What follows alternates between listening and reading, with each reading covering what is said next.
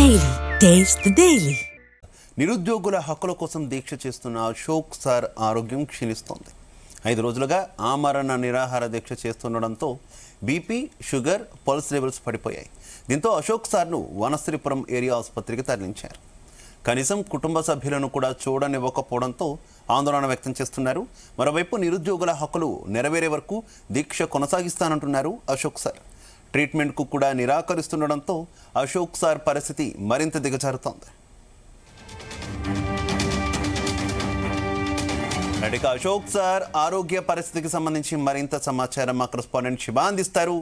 శివ, ప్రస్తుతం అశోక్ సార్ పరిస్థితి అయితే వైద్యానికి అయితే నిరాకరిస్తున్నట్లు అతని సతీమణి అయితే చెప్తున్నారు. ప్రస్తుతం మనం వనశ్రీపురంలో అయితే అశోక్ సార్ కి సంబంధించి ట్రీట్మెంట్ అయితే ప్రత్యేక డాక్టర్లను పెట్టి అయితే చేస్తున్నటువంటి పరిస్థితి ఉంది. అయితే నిరుద్యోగ యువత కోసం ఉద్యోగాలు కల్పించండి, నిరుద్యోగులను మోసం చేసినటువంటి ప్రభుత్వము ఉద్యోగాలు అయితే నిరుద్యోగుల భవిష్యత్తు బాగుపడుతుందని చెప్పేసి ఈ నెల 15వ తారీఖు నుంచి అయితే అశోక్ సార్ అయితే ఆమరణ నిరాహార దీక్షకు అయితే పూనుకోవడం అయితే జరిగింది. అయితే 15వ తారీఖు రోజు ఆమరణ నిరాహార దీక్షకు పూనుకోక ముందుకే 14వ తారీఖు రోజు కొంతమంది పోలీసులు అయితే వచ్చి అతన్ని ఇంట్లో నిరాహార ఉన్నటువంటి అశోక్ సార్ అయితే అక్కడి నుంచి తీసుకెళ్లి అబ్దుల్లాపూర్ మెట్టు పోలీస్ స్టేషన్ కి అయితే తరలించడం జరిగింది. అనంతరం 8 గంటల తర్వాత అతన్ని అక్కడి నుంచి అయితే మళ్ళీ ఇంటికి తీసుకొచ్చి వదిలిపెట్టడం అయితే జరిగింది. 14వ తారీఖు రోజు అనంతరం అక్కడ కొద్దిసేపు ఇంట్లో అపార్ట్మెంట్ లో తన ఫ్లాట్ లో ఉన్నటువంటి అశోక్ సార్ ని మళ్ళీ ఎట్లాగైనా లేపాలని చెప్పేసి అశోక్ సార్ 14వ తారీఖు నైట్ 12 గంటల ప్రాంతంలో మరొక 20 మంది పోలీసులు వచ్చి అయితే అక్కడి నుంచి అయితే తీసుకెళ్లడం అయితే జరిగింది.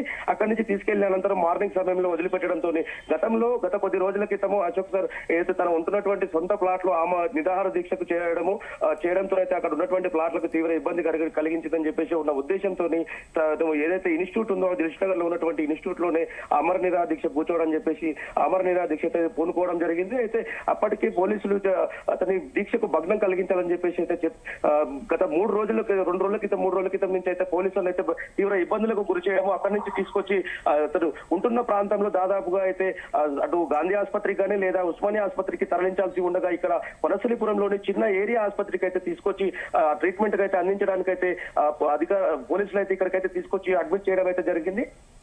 అప్పటి నుంచి కూడా పోలీసులు పహారా కాసు ఒక ఎస్ఐ అదే విధంగా ఒక 4 ఇద్దరు మహిళా కానిస్టేబుల్ ఉండి అక్కడైతే ఎవరిని కూడా లోపలికి వెళ్లకుండా వనశ్రీపురంలోని ఏరియా ఆసుపత్రిలో ఉన్నటువంటి అయితే అశోక్ సార్ కు ట్రీట్మెంట్ అందిస్తున్నటువంటి అత్యవసర విభాగం ఉందో ఆ విభాగం వద్ద ఎవరిని కనీసం బంధువుల్ని కూడా కనీసం చూడడానికి వచ్చినటువంటి తన కుటుంబ సభ్యుల్ని కూడా లోపలికి వెళ్లకుండా రిస్ట్రిక్షన్స్ అయితే ఏర్పాటు చేయడం జరిగింది. ఇదేంటని ప్రశ్నించడంతో అయితే అధికారులు అయితే మాకు పైనుంచి ఆర్డర్స్ ఉన్నాయని చెప్పేసి అయితే చెప్తున్నటువంటి పరిస్థితి. అయితే మెయిన్ గా మొత్తంగా అశోక్ సార్ కు సంబంధించి ఆమరణ నిరాహార దీక్ష చేయడానికి అయితే ప్రధాన కారణాలు ఏంటంటే ఆ గ్రూప్ 1 లో మనం రిలీజ్ చేసినటువంటి గ్రూప్ 1 ఏదైతే రిజల్ట్స్ ఉన్నాయో ప్రభుత్వానికి దానికి ప్రభుత్వానికి వ్యతిరేకంగా మొట్టికాయ వేసు అయితే తీర్పు ఇవ్వడము. అయితే దీంట్లో గతంలో కూడా ఈ గ్రూప్ 1 కి సంబంధించి ఒకే సెంటర్ కి సంబంధించినటువంటి 74 మంది సెలెక్ట్ అవ్వడము, అదేవిధంగా జీవో నెంబర్ 28 అదేవిధంగా పేపర్ వ్యాలిడేషన్ కూడా సక్రమంగా చేయలేదు.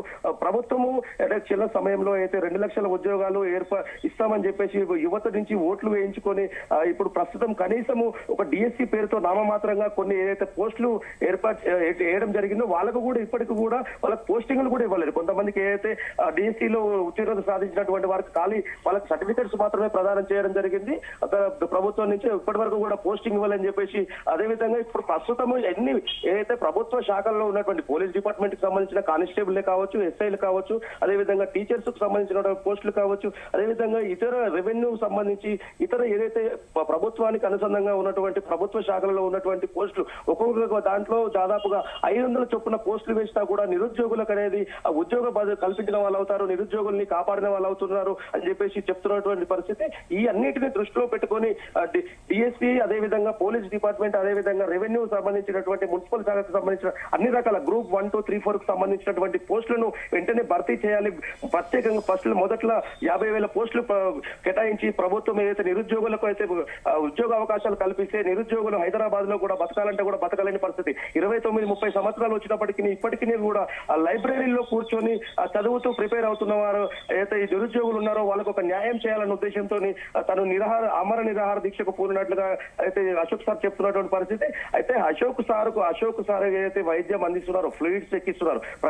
మొదటి నుంచి కూడా అశోక్ సార్ సంబంధించి షుగర్ ఉండడము అదేవిధంగా అతనికి సంబంధించి అస్తమా కూడా ఉన్నట్టుగా అయితే కుటుంబ సభ్యులు అయితే చెప్తున్నటువంటి పరిస్థితి. అది అస్తమా అదేవిధంగా షుగర్ ఉండడం కారణంగా అతను బీపీ డౌన్ అవ్వడము, అదేవిధంగా ఫ్లూయిడ్స్ అయితే నిన్న సాయంత్రం నుంచి రాత్రి 10 గంటల సమయం నుంచి కూడా ఆ ట్రీట్మెంట్ ఏదైతే వైద్యులు అందిస్తున్నటువంటి ట్రీట్మెంట్ కు కూడా అతను సహకరించకపోవడం అయితే జరుగుతుంది. అతని భార్య కూడా చాలా కన్నీటి పర్యంతం అవుతుంది.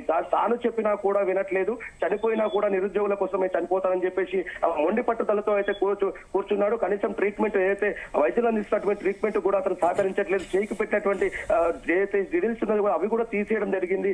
తీవ్ర రక్తస్రావం అయినప్పటికీ అక్కడ ఉన్నటువంటి వైద్యులు చెప్పినప్పటికీ వినట్లేడు. కుటుంబ సభ్యులుగా అయితే శివ, అశోక్ సార్ కి ఎవరైనా నచ్చ చెప్పే ప్రయత్నం చేస్తున్నారా? ముఖ్యంగా ప్రభుత్వం తరపున అధికారులు కావచ్చు, లేదంటే అధికార పార్టీ నాయకులు కావచ్చు, ఎవరైనా కొంత నచ్చ చెప్పే ప్రయత్నం ఏమైనా చేస్తున్నారా? వారు ఎవరైనా రెస్పాండ్ అవుతున్నారా అసలు?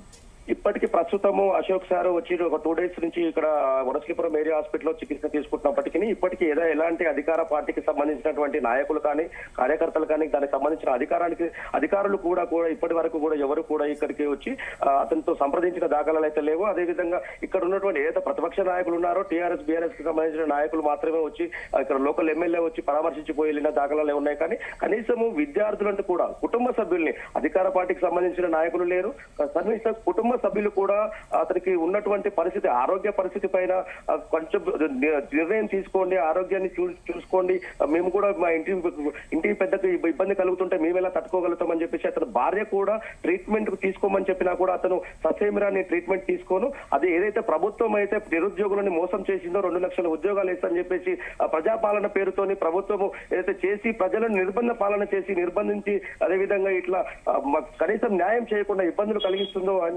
అది న్యాయం జరిగే వరకు కూడా నిరుద్యోగులకు ఏదో ఒక నోటిఫికేషన్ విడుదల చేసే వరకు కూడా నేను ఈ ఆమరణ నిరాహార దీక్ష అవసరమైతే ఈ హాస్పిటల్ నుంచి కూడా కొనసాగిస్తున్నా అని చెప్పేసి అశోక్ సార్ అయితే చెప్తున్న పరిస్థితి. భార్య కూడా చెప్పిన తన పిల్లల కోసం, భార్య పిల్లల కోసం కూడా వినండి, మీకు ఆల్రెడీ షుగర్ ఉంది కాబట్టి మీ షుగర్ లెవెల్స్ అనేవి పడిపోతుంటాయి, మీరు హెల్త్ ప్రాబ్లం చాలా సివియర్ గా అవుతుంది, తర్వాత ఇబ్బందులు పడాల్సిన పరిస్థితి ఏర్పడుతుంది, మీరు అస్తమా ఉంది కాబట్టి అస్తమా తీవ్ర ఇబ్బందులు కలిగించే అవకాశం ఉంటది కాబట్టి వైద్యులు చెప్పినా, అదే విధంగా కుటుంబ సభ్యులు సొంత భార్య చెప్పినా కూడా పిల్లలు చెప్పినా కూడా అశోక్ సార్ అయితే నిరాకరిస్తున్నట్లుగా తెలుస్తుంది. కనీసం పోలీసు వాళ్ళు అక్కడ వచ్చేటువంటి విద్యార్థులనే కానీ తన కుటుంబ సభ్యుల్ని, అన్న తమ్ముళ్లను కూడా లోపలికి వెళ్ళనీయకుండా, లోపలికి వెళ్తే ఇన్ఫెక్షన్ వస్తుంది, ఇబ్బంది పడతారని చెప్పేసి చెప్తున్నటువంటి పరిస్థితి. ఇతర పేషెంట్లు కూడా అతనితో పాటు ఎమర్జెన్సీలో దాదాపుగా ఇంకొక 10 మంది పేషెంట్లు ఉన్నారు.